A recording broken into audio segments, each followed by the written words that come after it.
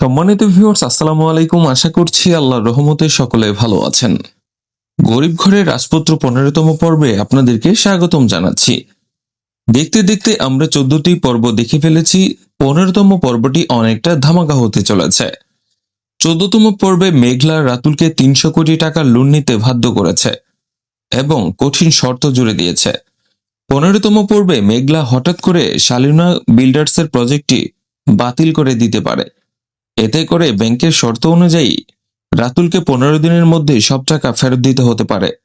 কোনো কাজ ছাড়া এত টাকা ফেরত দিতে না পেরে রাতুল পুরোপুরি পথে বসে যেতে পারে, যা মেঘলার প্রতিশোধের মূল লক্ষ্য। অনিকের ভুল ভাঙা ও অনুশোচনা।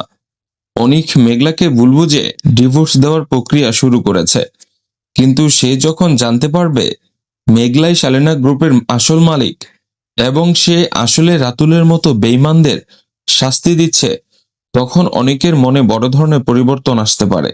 সে হয়তো মেঘলার কাছে ক্ষমা চাইতে আসবে, কিন্তু মেঘলা তাকে সহজে ক্ষমা করবে কিনা তা নিয়ে টানটান উত্তেজনা থাকবে। বস্তি বনাম রাজপ্রাসাদ। তো মেঘলা কি শেষ পর্যন্ত তার কোটিপতি বাবার আলিশান বাড়িতে শিফট হবে, নাকি তার বস্তি বাবা মায়ের সঙ্গেই থাকবে? 15তম পর্বে মেঘলার এই সিদ্ধান্ত নিয়ে পারিবারিক দ্বন্দ্ব দেখা যেতে পারে। তার জন্মদাতা বাবা তাকে ভাতিজার জীবনে ফিরিয়ে নিতে চাইবেন। অন্যদিকে মেঘলার আবেগ জড়িয়ে আছে তার পালক বাবা মায়ের সাথে। ভিলেনদের পাল্টা আক্রমণ হতে পারে। রাতুল এবং তার সঙ্গীরা যখন বুঝতে পারবে মেঘলা তাদের ফাঁদে ফেলেছে, তখন তারা চুপ করে থাকবে না। ভিডিওতে করা অপমানের প্রতিশোধ নিতে তারা মেঘলার কোনো ক্ষতি করার চেষ্টা করতে পারে। এটি গল্পে একটি থ্রিলার বা অ্যাকশন মোড নিয়ে আসতে পারে। অনিকের দ্বিতীয় স্ত্রীর ভূমিকা কি ধরনের হতে পারে? অনিকের বর্তমান স্ত্রী, যাকে সে মেঘলার বিপদের সময় বিয়ে করেছিল, গল্পের মোড় ঘুরিয়ে দিতে পারে।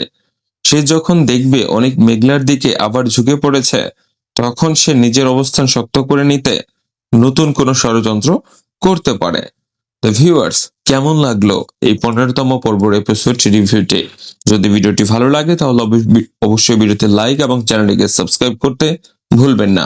দেখা হচ্ছে পরবর্তী নতুন কোনো ভিডিওতে। সে পর্যন্ত সবাই সুস্থ থাকুন, সুন্দর থাকুন। আল্লাহ হাফেজ।